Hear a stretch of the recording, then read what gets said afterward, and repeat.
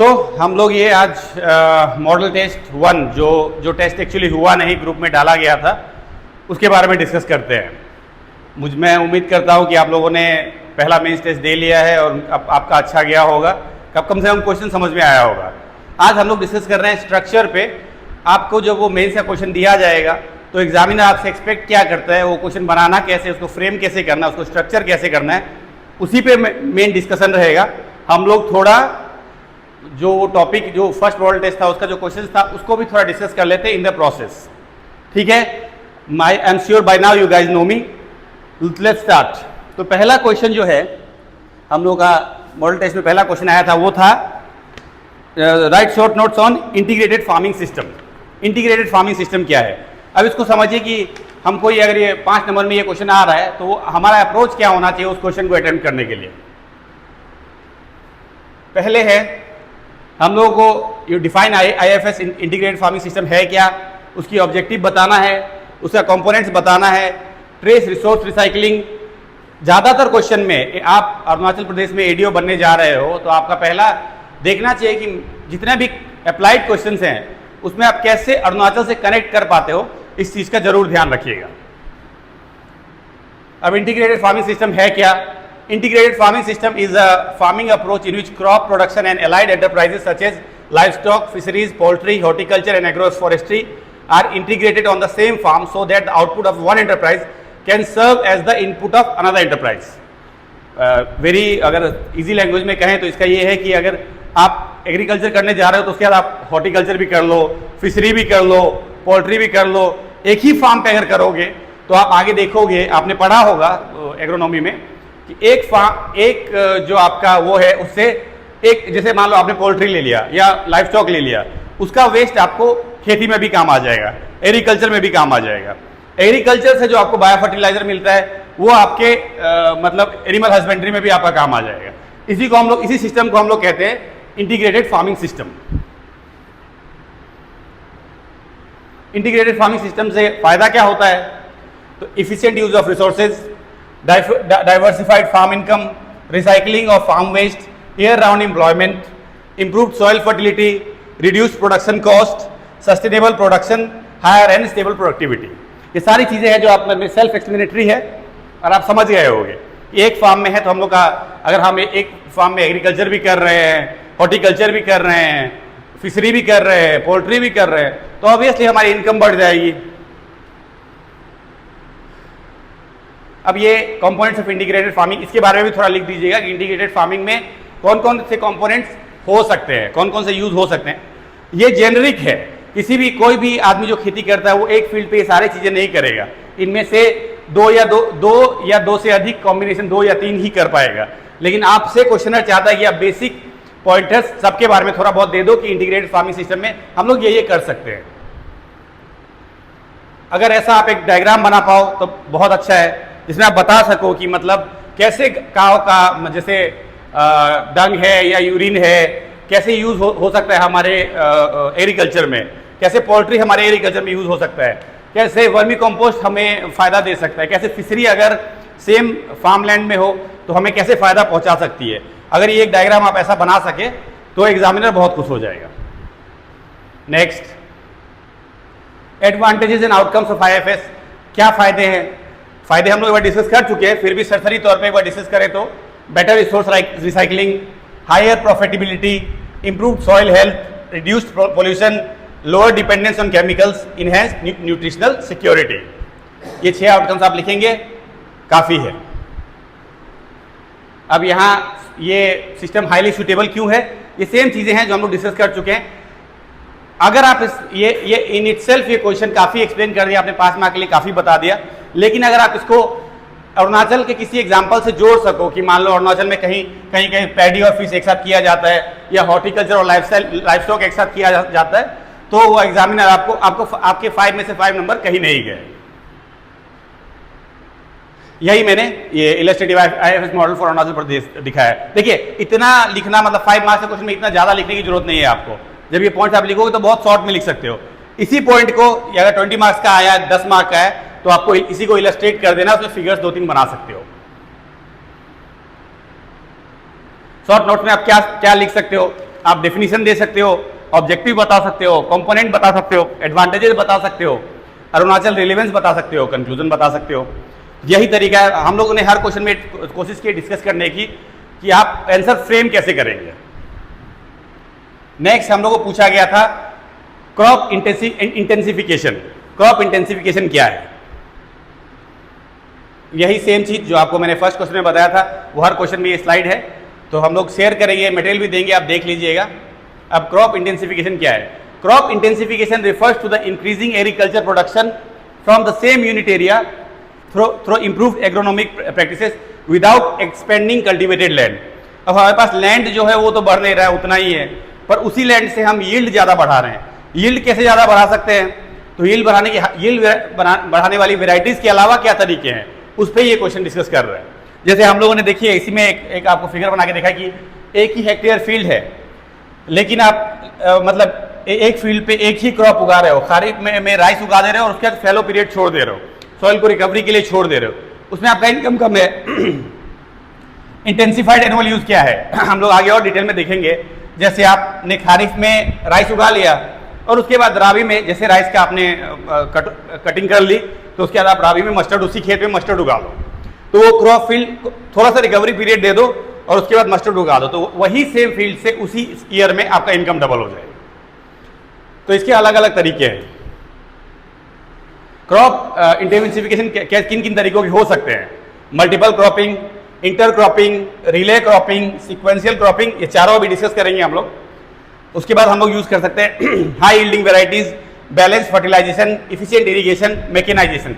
देखिए high yielding varieties तो ये है कि आप हाई यील्डिंग सीड्स लेके आओ, जो पता इसके बारे में थोड़ा रिसर्च कर लो कि कौन सा किस, जैसे मेज का ही कोई वेराइटी है जो ज़्यादा यील्ड देता है वही लगाओ, तो उससे आपकी प्रोडक्टिविटी बढ़ जाएगी। फर्टिलाइजेशन, इरिगेशन, मैकेनाइजेशन, आप किसी को भी सजेस्ट करोगे खेती करने के लिए आज मॉडर्न एग्रीकल्चर में, तो ये सब तो आप बेसिक वो हो गया है।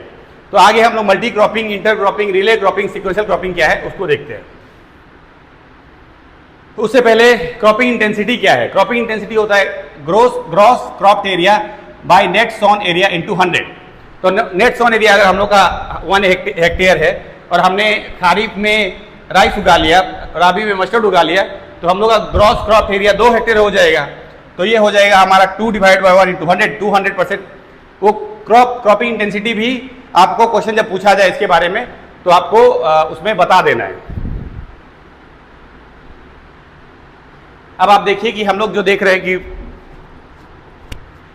इसके टाइप्स क्या क्या है, इंटेंसिफिकेशन के टाइप्स क्या क्या है। वो है एक तो आपका जैसे इंटेंसिफिकेशन में ही सोल क्रॉपिंग तो इंटेंसिफिकेशन में नहीं आता, बट उसके बाद सिक्वेंशियल देखिए, एक क्रॉप उगाया, उसकी कटिंग हुई, हमने दूसरा क्रॉप फिर उसमें लगा दिया। ये इंटर क्रॉपिंग है, 2 क्रॉप हमने एक साथ लगा दिए, जैसे मेज और काउपी जनरली 2:1 में लगाया जाता है। दो प्लॉट में आपने एक ही एरिया में दो प्लॉट में आपने मेज लगा दी, एक में काउपी लगा दिया। यह रिले क्रॉपिंग। रिले क्रॉपिंग क्या होता है? जैसे हम लोग राइस और लेंटिल्स के केस में बहुत होता है कि राइस का जब तक हार्वेस्ट होने से पहले, राइस के हार्वेस्ट का सीजन आया, सीजन के टाइम में हार्वेस्ट करने से पहले ही आपने लेंटिल्स लगा दिए, उसको बोलता है रिले क्रॉपिंग। अब इंटेंसिफिकेशन से रिसोर्स यूज कैसे बढ़ता है? तो आप देख सकते हैं लैंड उतना यूज कर रहे हो, यील्ड डबल हो रहा है, इनकम डबल हो रहा है यील्ड से भी ज्यादा इनकम डबल हो रहा है, किसी किसी केस में यील्ड भी डबल हो रहा है, टाइम बच रहा है, सनलाइट का बेटर यूज हो रहा है, वाटर का बेटर यूज हो रहा है, न्यूट्रिएंट्स का बेटर यूज हो रहा है, हायर टोटल आउटपुट हो रहा है, क्रॉपिंग इंटेंसिटी बढ़ रही है, फार्म इनकम बढ़ रहा है, बेटर रिसोर्सेज इफिशियंसी। अब देखिए इसके बारे ये, अब ये देखो 5 नंबर के क्वेश्चन में जरूरी नहीं कि आप एडवांटेजेस एंड लिमिटेशंस इतना लिखो। अगर ये एक्सटेंड में पूछे तो ये सब, जब अगर वो 10 नंबर में पूछे तो उसको तो फिर आपको बताना जरूरत होगा कि 5 नंबर के क्वेश्चन में आप एडवांटेजेस भी बता दोगे तो काफी है। जैसे higher productivity, better land utilization, increasing cropping intensity, greater farm income, efficient resource use. लेकिन लिमिटेशंस क्या है? इनपुट रिक्वायरमेंट ज़्यादा है, पेस्ट इंसिडेंट्स ज़्यादा है, सॉइल न्यूट्रिएंट डिप्लीशन, ये सबसे इंपॉर्टेंट है क्योंकि आप इसको सॉइल को उतना टाइम नहीं दे रहे रिकवर करने के लिए। मिनिमम बहुत लोग क्या करते हैं कि जैसे इंटर क्रॉपिंग नहीं, आपका ये सिक्वेंशियल क्रॉपिंग इतनी जल्दी करते हैं कि उसमें सॉइल को रिकवर होने का टाइम ही नहीं मिलता। पेस्ट भी कोई ऐसा है, जैसे मान लीजिए मस्टर्ड ही, हम लोग राइस और मस्टर्ड ही ग्रो कर रहे हैं, कोई ऐसा पेस्ट है जिसका होस्ट राइस भी हो मस्टर्ड भी हो, तो वो पेस्ट तो फिर आप मतलब बहुत तबाही मचा सकता है उस फील्ड में। तो ये सब चीज़ें इसकी लिमिटेशंस हैं। अरुणाचल प्रदेश में होता है राइस सीक्वेंशियल क्रॉपिंग होती है, मेज फ्रेंच बीन इंटरक्रॉपिंग होती है, जिंजर अंडर ऑर्किड्स भी ग्रो किया जाता है, पैडी फिश इंटीग्रेशन भी किया जाता है। जिंजर हमारे यहाँ देखिए कैसे नामसाई में, लोअर दिबांग वैली में, ईस्ट सियांग में, लोहित में, पापुमपारे में, अपर सियांग में होता है। जहाँ ये ऑर्किड्स में, ऑर्किड्स मत समझिएगा, ऑर्किड्स मतलब आप अलग हॉर्टिकल्चरल प्लांट्स जो आप यूज़ कर रहे हैं, जैसे कि एप्पल हो गया, पेयर हो गया, सिट्रस हो गया, उसी के खेत में अगर आप जिंजर भी ग्रो करेंगे तो जिंजर एक्चुअली बेटर ग्रो करेगा। बहुत जगह होता भी है, ये आप लोग की जिम्मेदारी पता करिए। क्या कोई एग्जांपल अगर किसी फार्मर को ऐसा जानते हैं तो जाके देखिए, पता करिए कि हो रहा है, उसका यील्ड बढ़ रहा है कि नहीं बढ़ रहा है, इसके बारे में इंफॉर्मेशन होना चाहिए। तो यही है, लिखना कैसे, वही चीज़ है। डेफिनेशन लिख दीजिए, method multiple, inter, relay, sequential बता दीजिए, एडवांटेजेस बता दीजिए, लिमिटेशंस बता दीजिए, लोकल रेलेवेंस बता दीजिए, कंक्लूजन बता दीजिए, हो गया शॉर्ट नोट। थर्ड था कंजर्वेटिव एग्रीकल्चर के बारे में। कंजर्वेटिव एग्रीकल्चर क्या होता है, और कंजर्वेटिव एग्रीकल्चर में ही हम लोगों ने कवर करने की कोशिश की है कि एक और उसका चौथा वाला जो पॉइंट था रिज एंड फरो मेथड, छोटा सा है तो उसको भी इसी में कवर किया। कंजर्वेटिव एग्रीकल्चर क्या होता है, तो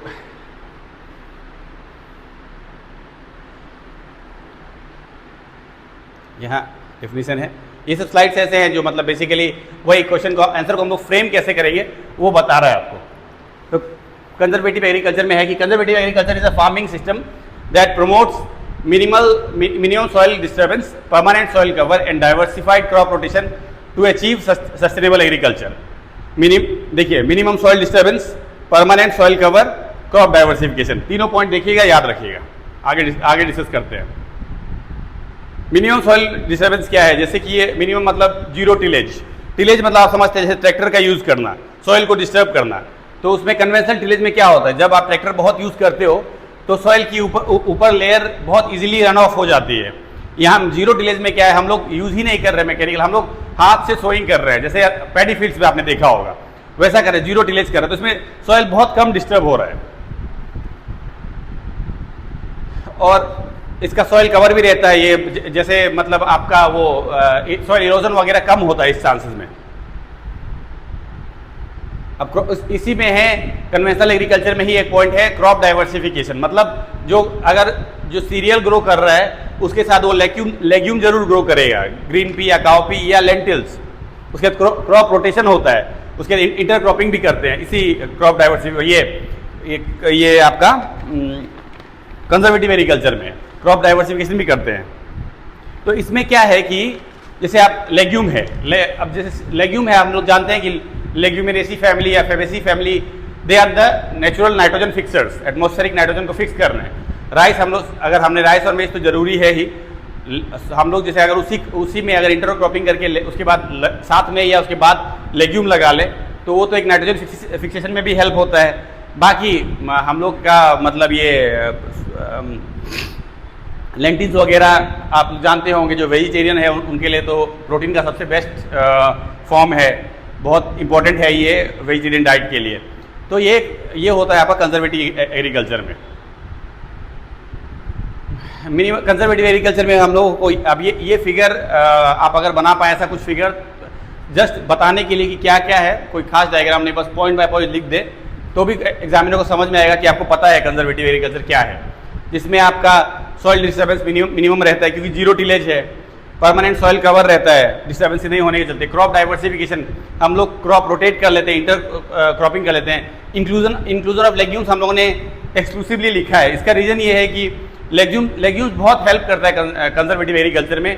आपका नाइट्रोजन फिक्सेशन बहुत इंपॉर्टेंट, आप प्लांट फिजियोलॉजी में पढ़ोगे, बहुत इंपॉर्टेंट पार्ट है, तो उसमें इनका बहुत बड़ा रोल होता है। सॉइल हेल्दी रहता है, मॉइस्चर कंजर्वेशन बढ़िया हो जाता है, प्रोडक्टिविटी बढ़ जाती है, इसी को कहते हैं सस्टेनेबल एग्रीकल्चर। अब देखिए इसका advantages, limitations and present day relevance. Advantages क्या क्या है देखिए, agronomic, improved soil structure, better root growth, higher water use efficiency, enhanced nutrient cycling, environmental, reduced soil erosion, carbon sequestration, lower greenhouse gas emission, improved biodiversity. economic, lower labor cost, reduced fuel consumption, less machinery wear, higher profitability over time. Limitations: initial machinery investment, greater weed pressure during transition, need for technical training, residues may interfere with sowing, benefits emerge gradually. सारे point self explanatory है. Conservation agriculture in fragile hill ecosystem, हम लोगों का जो ecosystem है, अरुणाचल की जो ecosystem है उसकी बात हो रही है वहाँ. देखिए यहाँ जैसे कंजर्वेशन एग्रीकल्चर पैकेज है तो सॉइल इरोजन का चांसेस कितना कम हो जाता है, क्योंकि आपके पास मतलब सॉइल को जब आप प्रॉपर गैप के साथ आप क्रॉपिंग करते हैं और जीरो टिलेज सॉइल को डिस्टर्ब नहीं करते हैं तो सॉइल का ऊपर का जो लेयर है वो रन ऑफ नहीं करता. वही चीज़ आप जैसे जूम कल्टीवेशन वगैरह में इस चीज़ का इन चीज़ों का ध्यान नहीं रखा जाता तो बहुत इजीली फिर सॉइल इरोजन हो जाता है. सॉइल इरोजन एक ऐसी चीज़ है जिसको अरुणाचल हर साल झेलता है.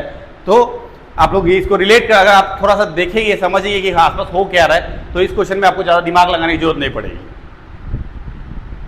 अब इसी में है रिज एंड फरो मेथड. क्या है रिज एंड फरो मेथड? है an irrigation and planting method in which crops are planted on raised ridges and water is conveyed through the furrows between them. बस सिंपल है, यही ridge and furrow method है. Limitation इसका क्या है कि इसको आप सारे क्रॉप पे यूज नहीं कर सकते हो, लेकिन जिस पे यूज कर सकते हो उसका वाटर ड्रेनेज सिस्टम बहुत अच्छा है. जैसे जो क्रॉप्स आप यूज कर सकते हो वो कॉटन है, शुगर केन है, पोटैटो है, मेज है, वेजिटेबल है. शुगर केन और मेज ही है सपोज. आज के डेट में आप लोगों ने इसका नाम जरूर सुना होगा, तो सब ने सुना. आप लोगों ने नहीं जो एग्रीकल्चर बैकग्राउंड से नहीं है वो उन्होंने भी सब सुना होगा. आज के लिए पेट्रोल बहुत चल रहा है इंडिया में.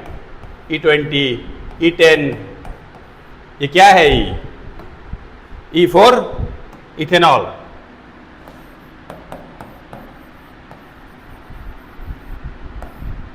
अब ये इथेनॉल जो है वो जिन क्रॉप से बनता है वो क्रॉप से शुगर केन में जैसे क्रॉप है और ये क्रॉप बहुत वाटर इंटेंसिव क्रॉप है. इनके चलते हर साल देश का वाटर टेबल नीचे जा रहा है. पंजाब हरियाणा जैसे स्टेट्स में बहुत होता है, वेस्टर्न यूपी में बहुत होता है और वो देश के वाटर टेबल को इफेक्ट कर रहा है. वैसे क्रॉप को अगर इस मेथड से ग्रो किया जाए तो फिर भी बहुत इफिशिएंट यूज होगा वाटर का, जिसमें प्लांट को आप ऊपर ग्रो कराओ और वाटर का एक ड्रेनेज बना दो. ठीक है, लेकिन ये लिमिटेशन यही है कि labour intensive, unsuitable for closely spaced crops. आप राइस के लिए यूज करोगे नहीं कर पाओगे. वही है फिर how to structure the answer. ये सारा ये मटेरियल हम शेयर करेंगे तो इसीलिए आपको माने ये स्ट्रक्चर कैसे करना है ये हर क्वेश्चन के बाद है ये स्लाइड, तो आप समझ जाओगे. अब नेक्स्ट पे आते हैं प्रिसीजन फार्मिंग. ये भी शॉर्ट नोट्स का ही है. तो प्रिसीजन फार्मिंग क्या है? प्रिसीजन फार्मिंग से आपको बस इसमें दो शब्द हैं, दो शब्द से डेफिनेशन निकल जाता है. प्रिसीजन फार्मिंग, प्रिसीजन मतलब प्रिसाइज, पिन पॉइंट, और फार्मिंग मतलब फार्मिंग. तो प्रिसाइज फार्मिंग क्या होता है, उसका कैसे वो ये किस सीरिया का नाम है, आइए देखते हैं. तो precision farming is a technology based farm management system in which inputs are applied at right place, right time and right quantity according to crop requirements. आपने ट्रेडिशनल खेती जितना भी होता है इंडिया में आपने देखा होगा वो मैक्सिमम ये फिलॉसफी यूज करते हैं.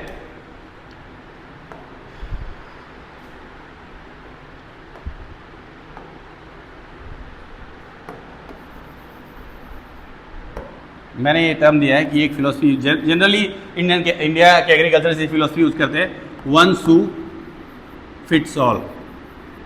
फिट्स ऑल, एक ही जूता सबको अट जाएगा. कभी आप भी जानते हैं कि ये दिस कांट बी ट्रू. आपके पास एक लैंड का पीस है, एक एकड़ ही मान लो, तो आपको लगता है कि वो लैंड में सब जगह न्यूट्रिशन बराबर होगा, सब जगह ह्यूमिडिटी बराबर होगी, सॉइल का कंडीशन सब जगह बराबर होगा. आपको लगता है या नहीं, पर लोग एग्रीकल्चर की जो प्लानिंग करते हैं, जो अच्छे जो पढ़े लिखे लोग भी करते हैं, वो यही करते हैं, अपने फील्ड को 1 यूनिट मान के चलते हैं. और क्रॉपिंग की प्लानिंग वही सोच के करते हैं, it's a unit. Precision farming आपको कह रहा है, तो हम प्रिसीजन फार्मिंग आपको कह रहा है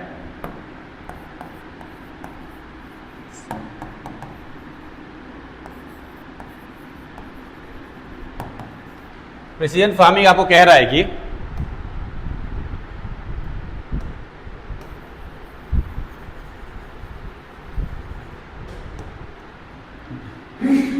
different different shoe for different feet, for different feet.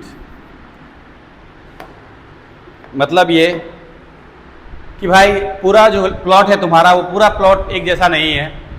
Her plot का अगर छोटे स्क्वायर यूनिट एरियाज में डिवाइड करो तो तुमको पता चलेगा कि सबकी सॉइल की कैपेसिटी, सबका मॉइस्चर, सबका जो और न्यूट्रिशन कैरेक्टरिस्टिक्स है वो सेम नहीं है। पता कैसे चलेगा, सवाल ये है। वही जो मैंने अभी कहा, different shoes for different feet, one field is not equal to one uniform requirement. Okay, क्या क्या डिफरेंस हो सकता है? सॉइल फर्टिलिटी डिफरेंट हो सकती है, सॉइल मॉइस्चर डिफरेंट हो सकता है, क्रॉप हेल्थ उस क्रॉप हेल्थ उस सॉइल फर्टिलिटी सॉइल मॉइस्चर के चलते क्रॉप हेल्थ पे अलग असर पड़ सकता है। Uniform management, same dose everywhere, dose according to the need. जो 6 टेक्नोलॉजी हम लोग प्रिसिजन फार्मिंग में यूज़ करते हैं वो है जीपीएस। मुझे लगता है कि आप सब ने सुना होगा इसके बारे में। आपकी पोजीशन बताती है जियो सैटेलाइट से। जीआईएस, ये स्टोर और एनालाइज करता है special maps. Remote sensing, drones का यूज़ करते हैं, सॉइल सेंसर्स का यूज़ करते हैं, यील्ड मॉनिटर्स का यूज़ करते हैं। कैसे करते हैं? सिक्वेंशियल वे क्या है? सिक्वेंशियल वे है, पहले sense, collect soil moisture and crop data. दूसरा है locate, attach each observation to a field position. Third, mapping, prepare variability and management zone maps. Fourth, analyze, interpret patterns and identify crop needs. 5, apply, place inputs at required dose and location. 6, monitor, measure response, yield and efficiency.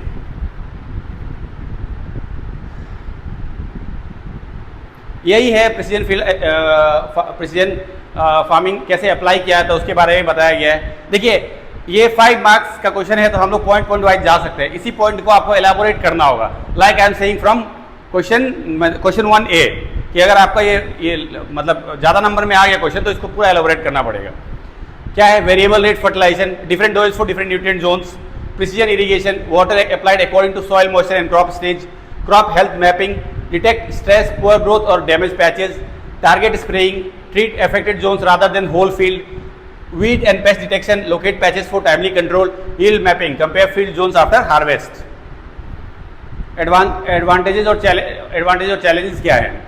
Advantages क्या है? Higher crop yield, reduce fertilizer consumption. Obviously fertilizer consumption reduce होगा क्योंकि आप बहुत precise stage और precise crop को आप fertilize कर रहे हो।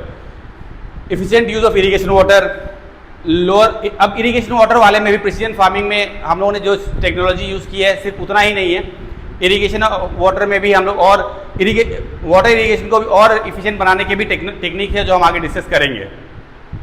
प्रोडक्शन कॉस्ट भी कम होगा कंपैरेटिवली, इन्वायरमेंटल प्रोडक्ट्स प्रोटेक्शन तो होगा ही। Challenges, high initial investment, skill man power required. आपको ड्रोन की ज़रूरत है, जीआईएस की ज़रूरत है, जीपीएस की ज़रूरत है, आपको कंट्रोल रूम की ज़रूरत है। तो ये एक रिसोर्स इंटेंसिव एग्रीकल्चर है। अब इनेबलिंग कंडीशंस क्या है? आप जो फार्मर है अगर वो पढ़ा लिखा कम भी है तो आप उसको ट्रेनिंग और एक्सटेंशन से उसकी बहुत मदद कर सकते हो। आपको सर्विसेज उसको प्रोवाइड कर सकते हो।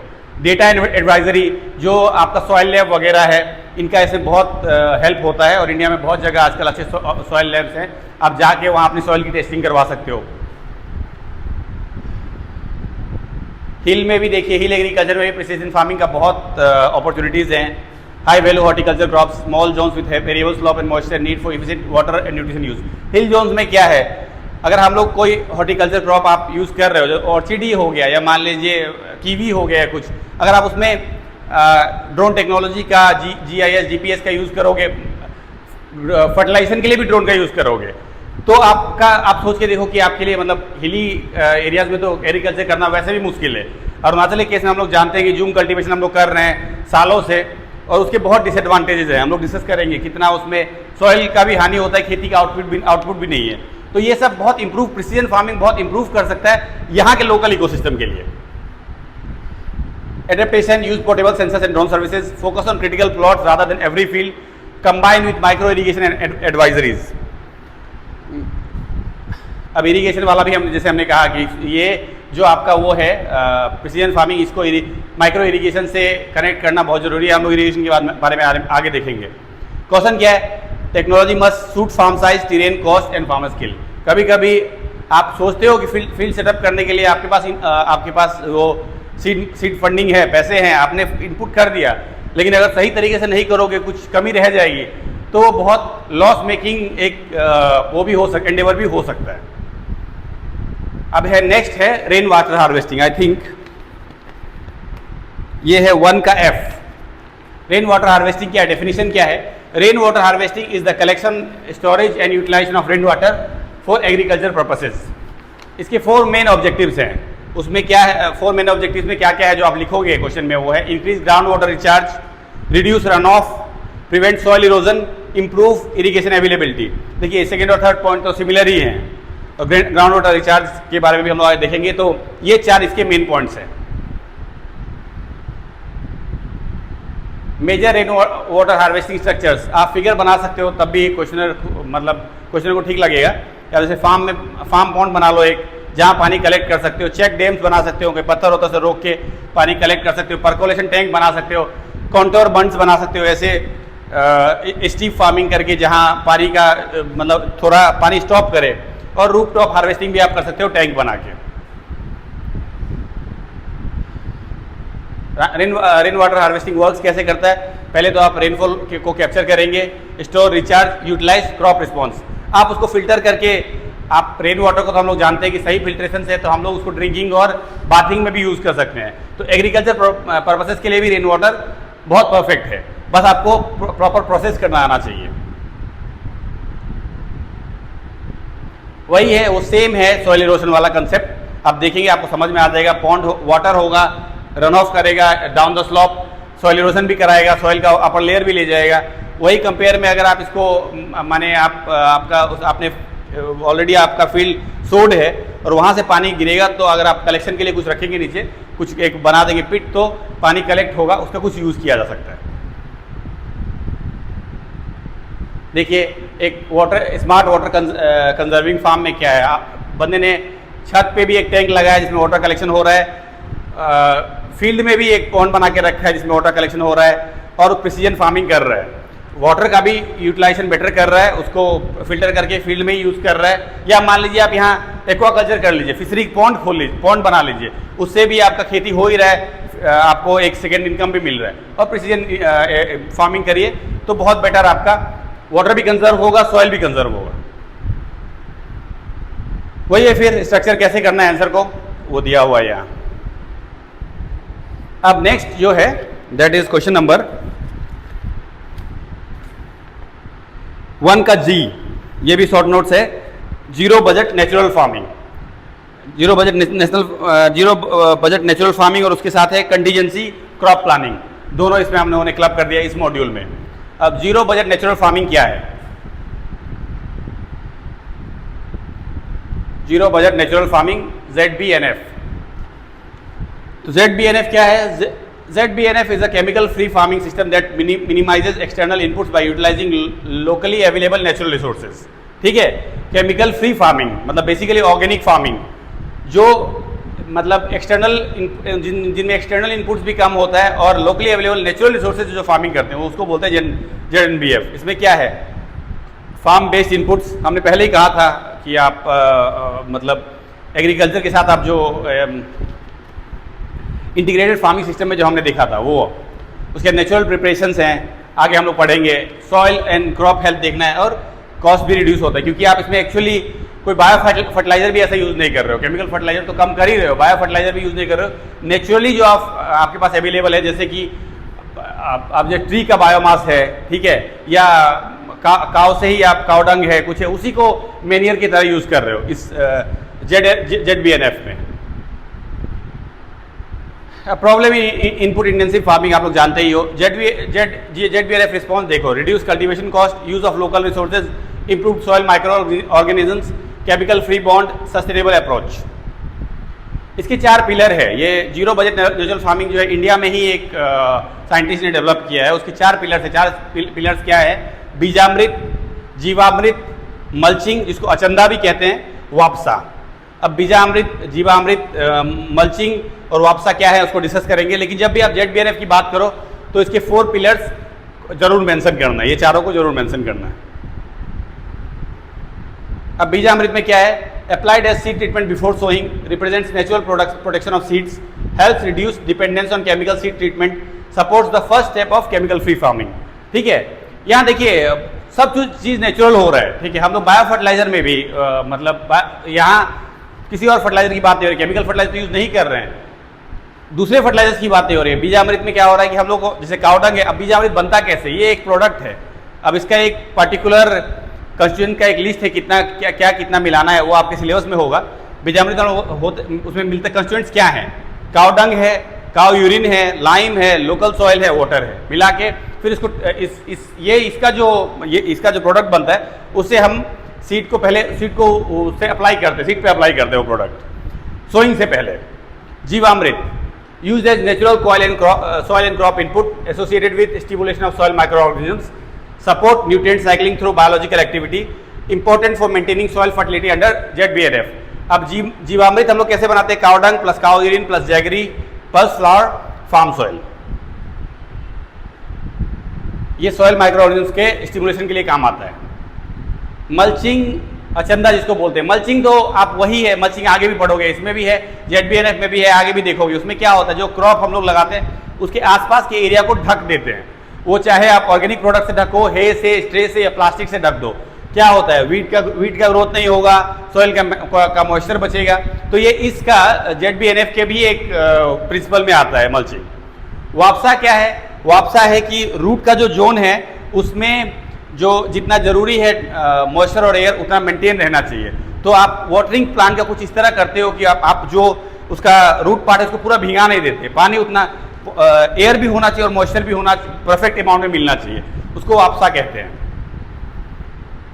ZBNF का एडवांटेजेस क्या है, reduce cultivation cost, improved soil microorganisms, chemical free food, better soil fertility, environmental sustainability, limitations, lower yields during transition, need for farmer training, limited scientific validation in some cropping system, benefits may require time, need local adaptation। बात यहाँ lower yield की नहीं है, farmer training की भी कम है। Actually ये ऐसा सिस्टम है जो हर प्लांट पे टेस्टेड नहीं है, हर क्रॉप पे टेस्टेड नहीं है, और जिन क्रॉप पे टेस्टेड है उसमें भी सब पे उन्होंने अच्छा रिजल्ट दिया है, ऐसी बात नहीं है। तो ये एक प्रॉब्लम है कि ZBNF आप ब्लाइंडली सारे क्रॉप पे अप्लाई करोगे, बहुत जगह आपको दिखेगा कि रिजल्ट में कोई डिफरेंस नहीं है। How to write ZBNF in exam, मुझे लगता है अभी आप लोग देख लोगे स्लाइड में तो आप खुद समझ में आ जाएगा। अब कंटीजेंसी क्रॉप प्लानिंग क्या होता है, कंटीजेंसी क्या होती है, ये अगर आप मतलब कोई ऐसा सिचुएशन आया है, कोई इनफेवरेबल सिचुएशन आया है तो उससे कैसे डील करना है, बस वही है कंटीजेंसी क्रॉप प्लानिंग। डेफिनेशन क्या है, contingency crop planning refers to the preparation of alternative crop production strategies to minimise losses arising from abnormal weather condition such as droughts, floods, delayed monsoon and hailstorms. इनमें से कुछ भी आ गया, मान लीजिए आपका क्रॉप खराब हो जाए क्योंकि बारिश ही नहीं, कभी सुनते बारिश ही नहीं हुई, कभी सुनते हैं कि सूखा ही आ गया, कभी फ्लड ही आ गया, अभी आसाम में आया हुआ है फ्लड। तो उस केस में हम लोग इस प्रॉब्लम से हम लोग कैसे, इस आपदा से हम लोग कैसे निपटे। आपदा बाय द वे प्रॉब्लम को कहते हैं हिंदी में। तो क्या क्या हो सकता है एबनॉर्मल वेदर कंडीशन, ड्रॉट हो सकता है, फ्लड हो सकता है, हेल स्टॉर्म हो सकता है, डिलेड मानसून हो सकता है। डिलेड मानसून तो अब मुझे लगता है हर साल इंडिया में हो रहा है। अब इसमें क्या क्या कंपोनेंट्स हो सकते हैं कंटीजेंसी क्रॉप प्लानिंग की, बहुत इंपॉर्टेंट है, इसको जरूर लिखना एग्जाम में। वो ये है कि हम लोग यूज कर सकते हैं short duration varieties, alternate cropping system, हम लोग बात कर चुके हैं ऑल्टरनेट क्रॉपिंग सिस्टम के बारे में, moisture conservation, life saving irrigation, community seed banks, crop diversification.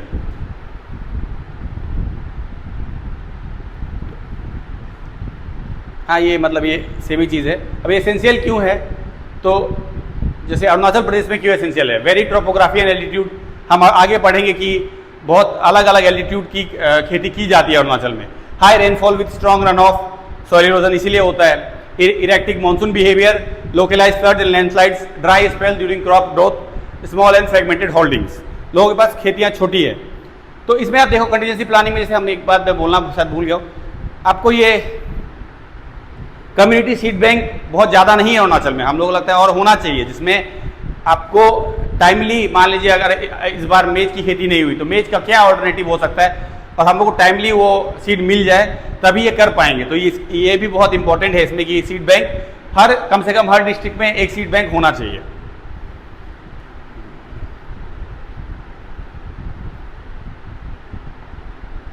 ये सब तो आप लोग लिख ही लोगे।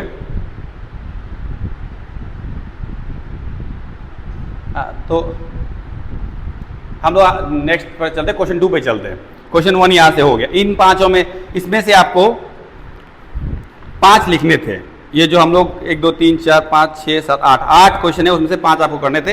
तो 5 जो करने थे, मैंने जितनी बातें बताई उसमें सब आप पॉइंट वाइज लिख सकते हो, ठीक है, एक पेज में आ जाएगा, पॉइंट वाइज लिख सकते हो, ज़्यादा उसमें इन्फॉर्मेशन देने की जरूरत नहीं है। बट कोर इन्फॉर्मेशन है, जो मेन इन्फॉर्मेशन है वो जरूर लिखना है आपको। कोशिश करना है अगर एडीओ के पूरे एग्जाम में कहीं भी आपको अप्लाइड एग्रीकल्चर का वो मिले जहां आप अरुणाचल से कनेक्ट कर सको, कोई एग्जाम्पल ले सको, कोई बात कर सको अरुणाचल की, तो वो 5 नंबर का हो 3 नंबर का हो, आपने जरूर करना है। अब हम लोग आ जाते हैं सेकंड क्वेश्चन पे। सेकंड क्वेश्चन है explain the agro climatic zones of Arunachal Pradesh. ये तो अरुणाचल के ही बेस्ड क्वेश्चन है। उसके बाद है discuss the major constants responsible for low agriculture in Arunachal Pradesh. और सी है suggest suitable agronomic measures to improve crop productivity in the state. Agro climatic zones के बारे में, तो एग्रो क्लाइमेटिक जोन्स के बारे में पहले आप जोनेशन के बारे में बात करेंगे, उसके बाद जो फूड जोन्स अरुणाचल में पाए जाते हैं उसके बारे में बात करेंगे, कंस्ट्रेंट्स जो है यहाँ खेती के उसके बारे में बात करेंगे, सजेस्ट एग्रोनॉमिक मेजर्स क्या हम लोग कर सकते हैं उसके बारे में बात करेंगे, लोकल पर्सपेक्टिव क्या है उसके बारे में बात करेंगे, और फिर एग्जाम रेडी आंसर तो इससे हम लोग कंपाइल करेंगे। एग्रो क्लाइमेटिक जोन होता क्या है? An agro climatic zone is a geographical area characterized by similar climatic conditions, soil type, altitude and cropping patterns. ठीक है, सेल्फ एक्सप्लेनेटरी है। ये है 50 मीटर से लेके 50 metre of the sea level से लेके हम लोग 7000 मीटर तक जा रहे हैं। बहुत डाइवर्स है। हम लोग इन तीनों जोन के बारे में लिखेंगे। ठीक है, इस क्वेश्चन में हम लोग को अप टू 900 जो 50 से लेके 900 मीटर तक जो हम लोग का जो ये हिल्स का हाइट है वो उसको उस एरिया उस क्लाइमेटिक जोन को हम लोग कहते हैं ट्रॉपिकल। उसके बाद 900 टू 1800 को कहते हैं सब ट्रॉपिकल, 1800 टू 3500 को कहते हैं टेम्परेट, 3000 प्लस को कहते हैं हम लोग एल्पाइन।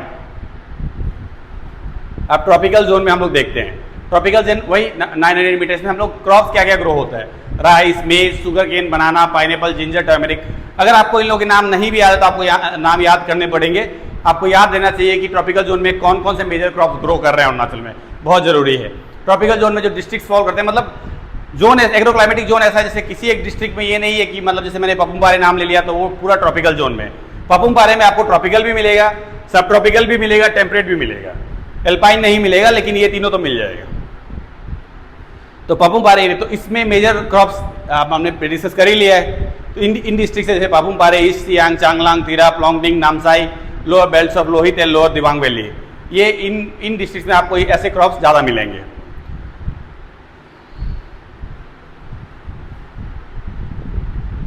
अब सब ट्रॉपिकल जोन है, subtropical zone altitude 900 to 1800 metre. Agriculture character क्या है? Supports both field crops and horticulture, suitable for cereals, millets, oil seeds and fruit crops. Major crops includes rice, maize, millets, citrus, लीची, T and mustard. यहाँ लिखा हुआ है rice, मेज, millet, citrus, लीची, T and mustard. जो district जो इसके अंदर इन क्लाइमेटिक जोन के अंदर आता है उनमें तिराप है, चांगलांग है, लोहित है, पपुमपारे है, ईस्ट सियांग है, वेस्ट सियांग है, लोअर सुबनसिरी है, वेस्ट कामेंग है। हम लोग यहाँ थे सब ट्रॉपिकल पे। अब आया है टेम्परेट। टेम्परेट है 1800 टू 3500 मीटर पे। Cool summers and cold winters. इसका एग्रीकल्चर कैरेक्टर क्या है? Suitable for cool season field crops, strong scope for temperate food cultivation. Major crops include potato, wheat, barley and temperate fruits. Tawang आ गया, temperate में आया तो तवांग आ गया, बोमडिला आ गया, east Kameng, upper Subansiri, west Siang and parts of Dibang valley and Siyomi. याद ध्यान दीजिएगा, क्रॉप्स आपको याद होने चाहिए। मुझे लगता है ये इतने कॉमन क्रॉप्स है कि सबको पता है कि ये ग्रो कर रहे हैं, बस आपको डिस्ट्रिक्ट और एग्रो क्लाइमेटिक जोन से कनेक्ट करना आना चाहिए। अब एल्पाइन जोन आ गया। यहाँ एल्पाइन जोन में भी अपना जो सबसे प्रोमिनेंट है अरुणाचल में वो तवांग ही हो गया, वेस्ट कामेंग ही हो गया। आप ये बात इस बात पे भी आप लोग ध्यान दो कि तवांग कितना इंपॉर्टेंट है अरुणाचल के एग्रोक्लाइमेटिक जोन, एग्रोक्लाइमेटिक इकोसिस्टम के लिए। अब इसमें क्या है, एल्पाइन में याक रेयरिंग है, मेडिसिनल प्लांट कल्टीवेशन है, limited vegetable cultivation during summers. यहाँ जो है ज़्यादा फ्रूट क्रॉप नहीं मिलेंगे आपको, मेडिसिनल प्लांट बहुत ज़्यादा मतलब बहुत वैरायटी के मिल सकते हैं। याक रेयरिंग तो आपको तवांग में मतलब कॉमन है, हम लोग जानते ही हैं। हम लोग सब लोगों ने स्कूल या कॉलेज में अपने दोस्तों से चुरपी जरूर खाई होगी, वो याक के मिल्क से ही बनता है, तो आप कनेक्ट कर सकते हो ऐसे। यही उसका आपको एल्टीट्यूड भी लिखना है, जब लिखोगे तो उसका एल्टीट्यूड भी लिखना है, जोन लिखोगे, एल्टीट्यूड लिखोगे, क्लाइमेट लिखोगे, रिप्रेजेंटेटिव क्रॉप्स एंड एक्टिविटीज लिखोगे। देखो ज़्यादा नहीं लिखना है, लेकिन प्रिसाइज, वही प्रिसाइज फार्मिंग, प्रिसाइज आंसर लिखना है। ये सब क्वेश्चन में आपसे क्वेश्चन एक्सपेक्ट कर रहा है कि आपको जिस जोन की आप बात कर रहे हो उस जोन का आइडिया है कि नहीं कि वहाँ क्या खेती होती है। कहानी नहीं पूछ रहा आपसे, बस पूछ रहा है बताओ कि कौन कौन से क्रॉप होते हैं, कहाँ मिलते हैं, बस। दूसरा इसमें था agriculture productivity remains low. Question ये था discuss the major constraints responsible for low agriculture productivity in Arunachal Pradesh. क्यों हमारे यहाँ की जो एग्रीकल्चरल आउटपुट है वो इतना लो है। ठीक है, आप अभी भी जैसे पपुमपारे डिस्ट्रिक्ट में ही हम लोग रहते हैं, आप देख लो खेती वेती के लिए हम लोग आसाम पे डिपेंड कर रहे हैं। बहुत सारे जो हम लोग वेजिटेबल क्रॉप्स है वो आसाम से आ रहे हैं। क्यों है ऐसा, हम लोग खुद क्यों नहीं उसको मतलब जनरेट कर पा रहे हैं। Region number 1 difficult topography, shifting cultivation. बहुत ये एक शहर का बून भी है, ब्लेसिंग भी है अरुणाचल का। Soil problems, irrigation constraints, poor infrastructure, limited mechanization, hill area में आप ट्रैक्टर तो नहीं चला सकते, climate variability, poor input availability, pest and diseases. ये एक पॉइंट बाय पॉइंट आप ये रीजन लिख सकते हो कि ये मेन रीजन है। उसका थोड़ा सा उसको डिटेल में बता सकते हो, बिकॉज ये कितने नंबर का है ये क्वेश्चन, ये भी एक्चुअली 5 ही नंबर का है। Topography, zoom cultivation, soil problems, difficult topography, steep slopes, small and fragmented land holdings.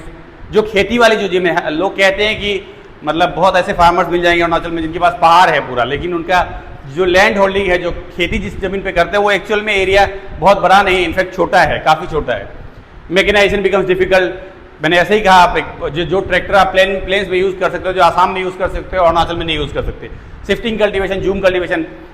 एक टाइम में जो हमारे जो यहाँ लोकल फार्मर्स को एक ही चीज़ आती थी, जूम कल्टीवेशन, जहाँ आप मतलब क्रॉप ग्रो करो, हार्वेस्ट करने के बाद मतलब वो जो रेसिड्यूज है उसको जला दो, जलाने के बाद या तो आप उसको छोड़ दो, फैलो पीरियड काफ़ी टाइम तक छोड़ दो, उसके बाद क्रॉपिंग करो, या फिर जल्दी भी क्रॉपिंग करो तो उसमें तो नुकसान हो जाता है। तो अगर आप फैलो मतलब शॉर्ट एंड फैलो पीरियड हो जाएगा, जैसे आप मतलब जलाने के बाद सॉइल तो इनरिच हो गया, न्यूट्रिएंट हो गया, लेकिन अगर तुरंत आपने उसको फिर खेती कर दी तो दिक्कत है। सॉइल फर्टिलिटी डिप्लीशन हो जाता है इसमें। आजकल जूम कल्टीवेशन का मतलब मैं यही बात करना चाह रहा था कि जूम कल्टीवेशन का जो साइकिल है वो छोटा होते जा रहा है। पहले लोग साल भर छोड़ देते थे फैलो पीरियड, तो उसमें सॉइल को रीजनरेट करने का, रिकूपरेट करने का मौका मिल जाता था। आजकल ऐसा नहीं है, इतना कम ये रीजनरेशन टाइम है कि सॉइल की फर्टिलिटी डिप्लीट हो जाती है। उसके चक्कर में सॉइल इरोशन भी रेगुलरली होता है अरुणाचल प्रदेश में। प्रॉब्लम्स क्या है? Predominantly acidic soils, nutrient deficiencies, high erosion losses. मुझे लगता है कि आप लोग एग्रीकल्चर के स्टूडेंट्स, इतना आप लोगों को पता ही होगा। दूसरा है इरिगेशन एंड इंफ्रास्ट्रक्चर कंस्ट्रेंट्स। अब इसमें फार्म जहाँ है, रोड एक्सेस की दिक्कत होती है, पहाड़ों पे ऑब्वियसली मार्केट की दिक्कत होती है, तो इंफ्रास्ट्रक्चर कंस्ट्रेंट्स भी यहाँ बहुत है। अब मैकेनाइजेशन इनपुट्स ये इसी का है, पार्ट है।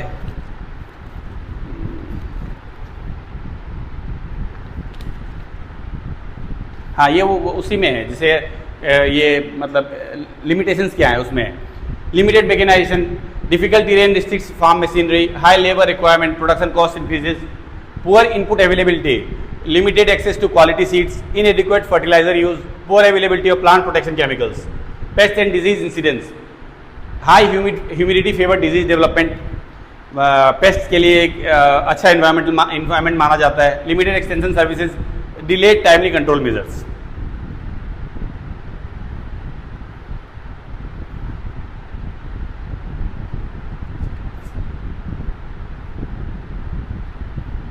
हम लोग इसी में हैं अभी क्लस्टर में।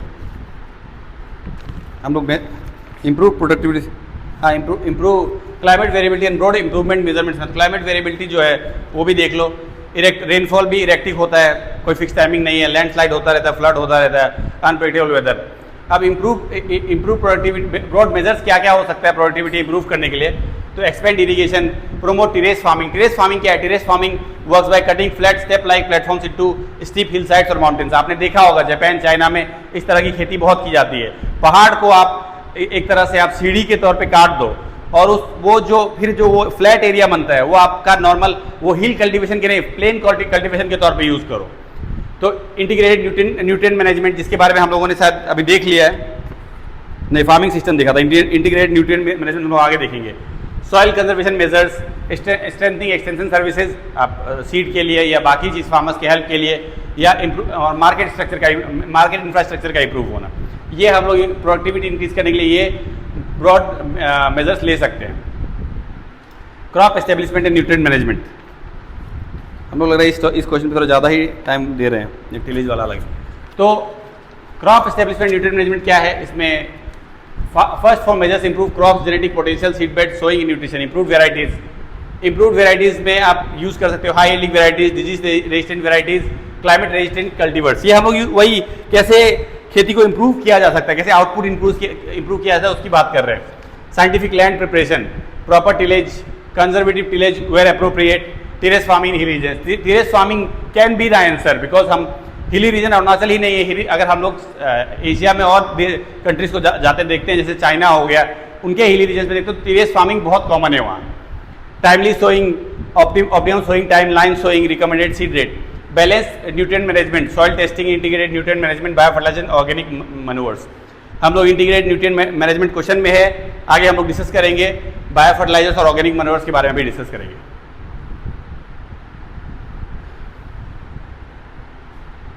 तो हम लोग water, weeds, paste and crop diversification वाला भी देख लेते हैं थोड़ा इसमें, जैसे कि एफिशिएंट वाटर मैनेजमेंट हम लोग कैसे किया जाए, वीड मैनेजमेंट किया गया। हम लोग और आगे नेक्स्ट क्वेश्चन में इनको और डिटेल से देखेंगे। Integrated pest and disease management क्या है, क्रॉप डाइवर्सिफिकेशन क्या है। और आपको चिंता मत करिए, जैसे ये एक बहुत लंबा स्लाइड है, तो इसलिए अगर कुछ छूट जाए, कुछ मैं कन्वे ना कर पाऊँ सही, तो ये पूरा मटेरियल आप लोगों को शेयर किया जाएगा ग्रुप में। फिर भी मैं चाहूँगा कि आप लोग ध्यान से सुने जो मैं क्लास में कह रहा हूँ। नौवां और 10वां क्या है, मैकेनाइजेशन, और जो हम लोग इम्प्रूवमेंट की बात कर रहे हैं उसमें एक मैकेनाइजेशन है। Use small farm machinery suitable for hill agriculture, पाया जाता है बहुत सारे कंट्रीज में, बहुत सारे स्टेट्स में यूज़ होता है। छोटा मशीनरी जो हिल एग्रीकल्चर के लिए अच्छा होता है। Adapt improve planting and harvesting equipments, hill suitable equipment support planting and harvesting operations. Climate smart agriculture, conservative agriculture, moisture conservation, कट्टी जैसी क्रॉप प्लानिंग, जो हम लोग आगे डिस्कस कर चुके हैं। 2 को कैसे आंसर राइटिंग फ्रेमवर्क क्या होगा ये इसमें दिया हुआ है, देख लीजिएगा आप लोग। अब हम लोग आते हैं थर्ड क्वेश्चन। ये क्वेश्चन नंबर 2 काफ़ी लंबा हो गया लेकिन एक बात है, question number 2 specifically Arunachal Pradesh के लिए था। तो इसमें क्या है कि अगर आप थोड़ा सा लेंथी भी लिखेंगे तो एग्जामिनर को प्रॉब्लम नहीं होगी, क्योंकि आफ्टर ऑल वो ये देखना चाहता है कि आपको अरुणाचल के एग्रीकल्चर के बारे में कितना आइडिया है और उसको इम्प्रूव करने के लिए आप क्या तरकीब मतलब सुझा सकते हैं, क्या क्या आप उसको आइडियाज़ दे सकते हैं। तो ये एक तरह से एक अच्छा इस टॉपिक का एक अच्छा इंपॉर्टेंट क्वेश्चन है। थर्ड क्वेश्चन है हम लोग का, define tillage, differentiate between conventional tillage, minimum tillage and zero tillage. और सी है, discuss the principles, advantages, limitations of conservative agriculture under present day farming conditions. Tillage system क्या है? Tillage is the mechanical manipulation of soil with tools and implements to provide favorable conditions for seed germination, crop growth and optimum plant development. Basically आप जो tractor चलवा रहे हो field पे उसी को टिलेज कहते हैं। डेफिनेशन इसका ये है। ICAR एम्फेसिस क्या करता है? Create a suitable seed bed while maintaining soil health and conserving moisture. Tillage में भी अगर आप जैसे इसी में आपको डिफ्रेंशिएट करने के लिए कह रहा है ना कि आप मैक्सिमम टिलेज करते हो तो सॉइल कवर बहुत हार्म करता है वो, तो ये इस पे हमें ध्यान देना चाहिए। सीड बेड अच्छा होना चाहिए, support germination and crop establishment, aeration and infiltration, weed control, residue and input incorporation, break hard pans, moisture conservation. अब कन्वेंशनल टिलेज क्या है, मिनिमम टिलेज क्या है, जीरो टिलेज क्या है? जीरो टिलेज हम लोग देख चुके हैं क्वेश्चन नंबर 1 में। मैक्सिमम डिस्टर्बेंस यही है, आप उसको मतलब क्रॉप को मतलब सॉइल को तैयार करने में आप काफ़ी बार आप मैकेनिकल इंस्ट्रूमेंट्स नहीं कह रहा मैं, मैकेनिकल मतलब ट्रैक्टर वगैरह का काफ़ी यूज़ कर लें एक क्रॉपिंग के एक बार में, या फिर फेलो पीरियड के बाद दोबारा भी कंटिन्यूस यूज़ करते रहे, ताकि सॉइल बहुत डिस्टर्ब हो जाता है। और मैक्सिमम इंडिया में इसी तरह की खेती की जाती है, इस तरह की एग्रीकल्चर की जाती है जिसमें बहुत ज़्यादा यूज़ होता है ट्रैक्टर्स और अदर टिलेज इंस्ट्रूमेंट्स का। मिनिमम टिलेज, मॉडरेट डिस्टर्बेंस, कम यूज़ होता है, सीड बेड पार्शियल होता है। जीरो टिलेज, हम लोग इसमें हैंड सोइंग करते हैं, किसी भी मैकेनिकल इंस्ट्रूमेंट का यूज़ ही नहीं करते। अब देखिए कन्वेंशनल टिलेज का पॉइंट्स क्या है। Field preparation, maximum soil disturbance, high number of operation, thorough seed bed preparation, बहुत ज़्यादा ऑपरेशन करते हैं, बहुत बार चलता है ट्रैक्टर फील्ड पे। Resources requirement, high fuel consumption, high layer requirement, जो हर चीज़ कॉस्ट भी बढ़ जाती है। लॉन्ग टर्म सॉइल इफेक्ट्स, आपको पता है कि बार बार टिलेज कराओगे सॉइल का अपर लेयर लूज हो जाएगा, वो रन ऑफ भी कर सकता है। रन ऑफ अगर नहीं भी करेगा तो अपनी न्यूट्रिशनल वैल्यूज खो देगा, बाद में प्लांटेशन में दिक्कत होगी। Minimum tillage, moderate disturbance, limited operation, partial seed bed, अगर आप कर सकते हो तो ये एक तरह से बेस्ट ऑप्शन माना जाएगा टिलेज के लिए। रिसोर्स यूजेज भी मॉडरेट होगा, सॉइल कंजर्वेशन बेटर होगा। जीरो टिलेज में क्या है, negligible disturbance, no tillage, direct seeding. Resources use, very low fuel, low labour तो खैर इसमें लो नहीं होगा, लेकिन कंपेरेटिवली कभी कभी low cultivation cost, soil response, minimum erosion, excellent moisture conservation, organic matter rises gradually. यही चीज़ आप उसको टेबल बना के आप उसको एग्जाम में दे सकते हो। इसका मिनिमम और जीरो टिलेज का एडवांटेजेस क्या है वो उसने दिया है। Reduce cultivation cost, better moisture conservation, less, वो सब हम लोग डिस्कस कर चुके हैं। लिमिटेशंस क्या है, greater wheat pressure specially during the initial years, ठीक है, क्योंकि आप मैक्सिमम टिलेज में क्या होता है कि वीड वगैरह ऑटोमेटिकली खरपतवार कहते हैं इसको हिंदी में, वीड वगैरह ऑटोमेटिकली आउट, मतलब फील्ड से आउट हो जाते हैं। लेकिन आपको मिनिमम टिलेज और जीरो टिलेज में तो पक्का वीड का कुछ आप पे प्रेशर रहेगा ही, क्योंकि आप हैंड सोइंग कर रहे हो तो उसमें हर वीड को हैंड से पिक करके बाहर निकालना मुश्किल है। Specialised seed drills, herbicide dependence, herbicide पे आप बहुत ज़्यादा डिपेंडेंट होते हो दोनों ही केस में, मिनिमम टिलेज में भी और जीरो टिलेज में भी। Conservative agriculture definition and 3 principles. अब उसके बाद क्वेश्चन नंबर 3 का B, differentiate between question number 3 का C, discuss the principles, advantages and limitations of conservation agriculture under present day farming conditions. Conservation agriculture क्या है? Conservation agriculture is a suitable farming system that aims to achieve high productivity while conserving natural resources. It minimizes soil disturbance, maintains soil cover and promotes diverse cropping systems. Figure मैंने दिया हुआ है इसमें, conservation agriculture, minimum soil disturbance, permanent soil cover, crop diversification. चलिए आगे देखते क्या है ये। मिनिमम सॉइल डिस्टर्बेंस, मिनिमम या जीरो टिलेज हम लोग यूज़ कर रहे हैं इसमें कंजर्वेशन एग्रीकल्चर में, कंजर्वेटिव एग्रीकल्चर में। परमानेंट सॉइल कवर हम लोग देख ही रहे हैं कि मतलब मिनिमम में भी सॉइल कवर रहता है और जीरो में तो बिल्कुल सॉइल कवर मतलब बहुत कम हो जाता है, इरोजन, मॉइस्चर भी कंजर्व होता है, वीट सप्रेशन भी होता है इसमें। ये कंजर्वेटिव एग्रीकल्चर में टेम्परेचर मॉडरेशन भी होता है, बायोलॉजिकल हैबिटेट भी होता है, बनता है। क्रॉप डाइवर्सिफिकेशन हम मुझे लगता है हम लोग डिस्कस कर चुके हैं कि ये जैसे सीरियल के साथ हम लोग लेग्यूम का क्रॉपिंग करते हैं। लेग्यूम के अपने फायदे हैं, नाइट्रोजन फिक्सेशन के लिए सीरियल हमें चाहिए ही, रोटेट करते रहते हैं थ्रू आउट द सीजन, या इंटर क्रॉपिंग भी कर लेते हैं। डाइवर्सिफाई क्यों करते हैं इसमें? ये आपका कंजर्वेटिव एग्रीकल्चर का तरीका है, जो अब मैंने कहा ना कि जिसमें आपका ये वीट सप्रेशन क्यों हो रहा है इसमें। हम लोग आगे देख रहे थे ये जीरो टिलेज में कि वीट का प्रॉब्लम हो रहा था हमें। यहाँ क्यों हम लोग को ये प्रॉब्लम नहीं है? क्योंकि हम लोग कंटिन्यूसली लैंड का यूज़ कर रहे हैं, क्रॉप लगा रहे हैं, लेग्यूम लगा रहे हैं, या तो रोटेट कर रहे हैं, मतलब क्रॉप के मतलब राइस के बाद मान लीजिए हम लोगों ने ये लगा दिया, पल्सेस लगा दिया, या रोटेट कर रहे हैं, या साथ में इंटरक्रॉप कर रहे हैं, ठीक है। तो इससे क्या होता है कि हमें, इसीलिए हम लोग का ये, मैं आपको क्या कह रहा था, हम लोग का वीट भी सप्रेस होता है क्योंकि कंटिन्यूस यूज हो रहा है सॉइल का। अब डाइवर्सिफाई क्यों करें? Break pest and disease cycle. मान लीजिए अगर आपने राइस लगाया और कोई जो पेस्ट है जिसका होस्ट राइस है या मेज है, वो उसका जरूरी नहीं कि लेग्यूम में उसका जैसे पी हो गया या और लेंटिल्स हो गया, वो भी उसका होस्ट हो। अगर होस्ट नहीं होगा तो उसका डिजीज साइकिल, पेस्ट का साइकिल, लाइफ साइकिल खत्म हो जाएगा। सॉइल फर्टिलिटी इंप्रूव होती है। मैंने पहले भी कहा है, अभी भी डिस्कस करता हूँ कि ये लेग्यूम्स बहुत जरूरी है नाइट्रोजन फिक्सेशन के लिए। प्लांट फिजियोलॉजी में आप लोग पढ़ोगे। बायोडाइवर्सिटी भी इंक्रीज करती है। फ्रॉम प्रिंसिपल्स टू आउटकम, हम लोगों ने ये फिगर डिस्कस किया है पहले स्लाइड्स में। Advantages, limitations and present day relevance. Agronomic soil structure improve कर रहा है, रूट ग्रोथ इंप्रूव कर रहा है, वाटर यूज एफिशिएंसी इंक्रीज हो रही है, इनहेंस न्यूट्रिएंट साइकिलिंग हो रहा है। इन्वायरमेंटल हम लोग क्या फायदे मिल रहे हैं? सॉइल इरोजन कम हो रहा है, कार्बन सिक्वेस्ट्रेशन हो रहा है अच्छे से, lower greenhouse gas emissions हो रहा है, इंप्रूव बायोडाइवर्सिटी हो रहा है।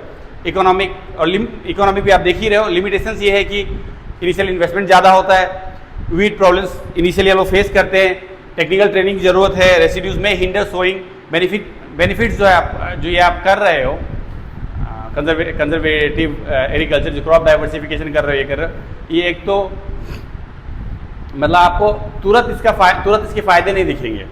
अब उसमें ये जरूर है कि आपका मतलब ये इंक्रीज कर रहा है एक ही वो से, पर बहुत ज़्यादा फायदा आपको तुरंत मिल जाए ऐसी बात नहीं है। तो ये भी एक लिमिटेशन में ही काउंट होगा। हिल इकोसिस्टम में, फ्रेजाइल हिल इकोसिस्टम में आप ये फिगर से ही समझ सकते हो कि contour cultivation, residue retention, minimum tillage. Contour cultivation यही है, स्टेप बाय स्टेप लगाया गया है। ये देखिए प्लांट का, आप देखिए अलोंग द स्लॉप लगाया है, अलोंग द स्लॉप लगाया है, तो इससे रेसिड्यू का भी रिटेंशन होता है और मिनिमम टिलेज करोगे तो सॉइल इरोजन भी कम होता है। ये हम फिगर हम लोग आगे देख चुके हैं।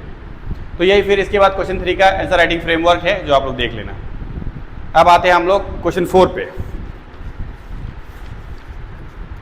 क्वेश्चन 4 पे है कि classify cropping system with suitable examples, explain the principles and advantages of crop rotation, discuss multiple cropping system and their importance in sustainable agriculture. तो इसके बारे में हम लोग देख रहे हैं क्रॉपिंग सिस्टम के बारे में। What is a cropping system? A cropping system refers to the type and sequence of crops grown on particular piece of land over a period of time, considering available resources, technology and environmental conditions. What determines the system? Available resources, land, labor, water inputs, technology, environment, crop sequence.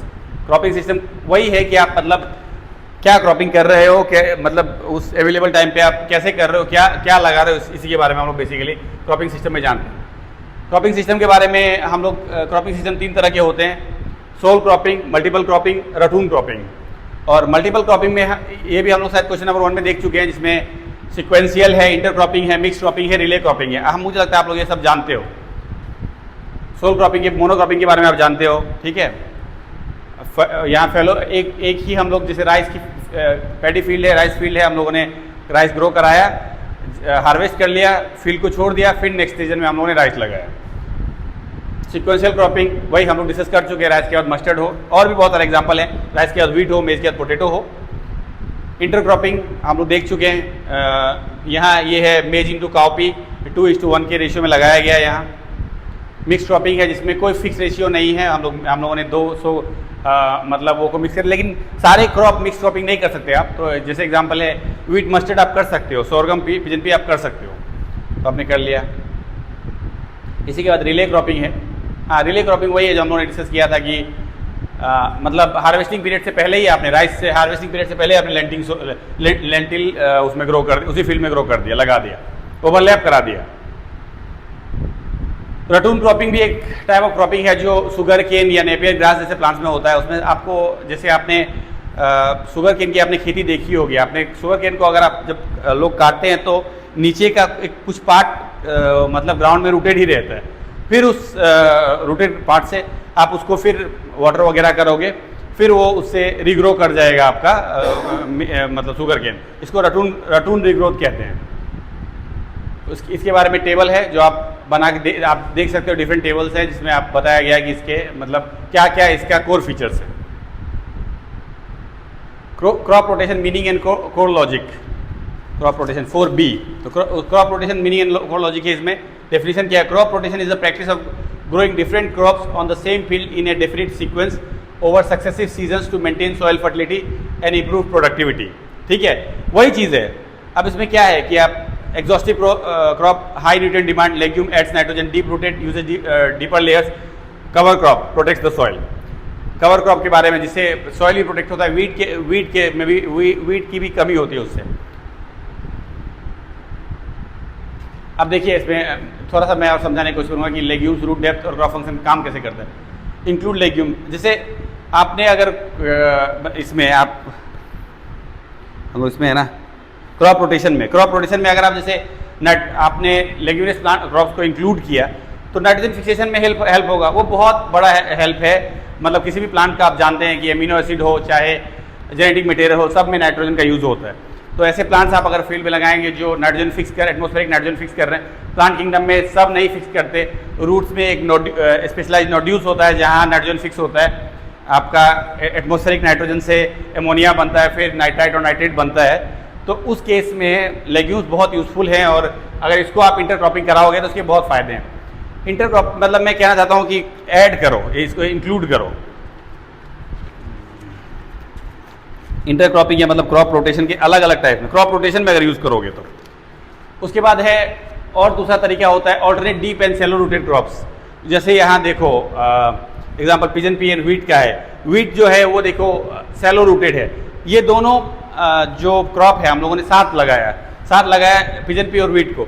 Wheat nutrients जो ले रहा है soil का वो एक अलग layer से ले रहा है, और जो पिजन पी है वो मतलब और डीपर लेयर से ले रहा है। तो इससे क्या हो रहा है कि सॉइल में एक ही लेयर ऑफ सॉइल का सारा न्यूट्रिशन डिप्लीट नहीं हो रहा है।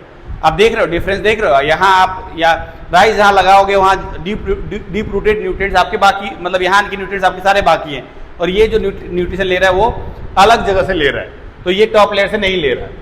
ये आप एक क्रॉप ऑल्टरनेशन में ऐसे क्रॉप्स को यूज़ करोगे तो फील्ड के लिए बेनिफिशियल है। Alternate exhaustive and restorative crops. Exhaustive जो रिमूव मोर न्यूट्रिएंट्स, और रेस्टोरेटिव्स हेल्प रिप्लेनिश फर्टिलिटी। जैसे राइस है, ग्रीन ग्राम है, मेज है, काउपी है।